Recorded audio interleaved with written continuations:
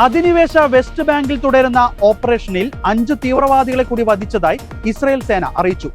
തുൽക്കാറാം നഗരത്തിൽ അബു ഷുജ എന്ന മുതിർന്ന കമാൻഡർ കൊല്ലപ്പെട്ടതായി പാലസ്തീൻ ഇസ്ലാമിക് ജിഹാദ് തീവ്രവാദ സംഘടന സ്ഥിരീകരിച്ചു. ഇസ്രായേലിലുണ്ടായ ഒട്ടേറെ തീവ്രവാദ ആക്രമണങ്ങളുമായി ഇയാൾക്ക് ബന്ധമുണ്ട്.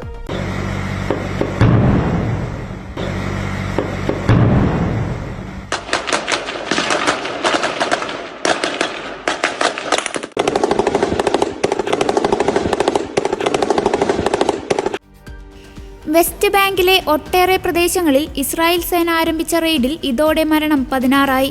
10 പേർ തങ്ങളുടെ പോരാളികളാണെന്ന് ഹമാസ് സ്ഥിരീകരിച്ചിട്ടുണ്ട്. അതിനിടെ പോളിയോ വാക്സിനേഷനു വേണ്ടി ഗാസയിലെ 3 മേഖലകളിൽ 3 ദിവസം വീതം പകൽ പരിമിത വെടിനിർത്തലിനെ ഇസ്രായേൽ സൈന്യം സമ്മതിച്ചു.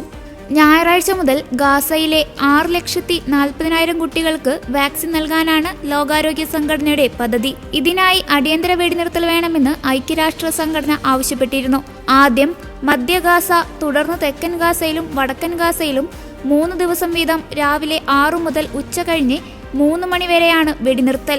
ഗാസയിൽ 1 വയസ്സുള്ള കുഞ്ഞിനെ പോളിയോ ബാധിച്ചതായി സ്ഥിരീകരിച്ചിരുന്നു. ഈ സാഹചര്യത്തിലാണ് അടിയന്തര വാക്സിനേഷന് WHO രംഗത്തിറങ്ങിയത്.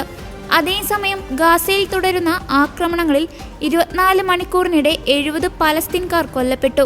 അധിനിവേശ വെസ്റ്റ് ബാങ്കിലെ തുൽക്കരീം, ജെനിൻ നഗരങ്ങളിൽ 18 പലസ്തീൻകാരും കൊല്ലപ്പെട്ടു.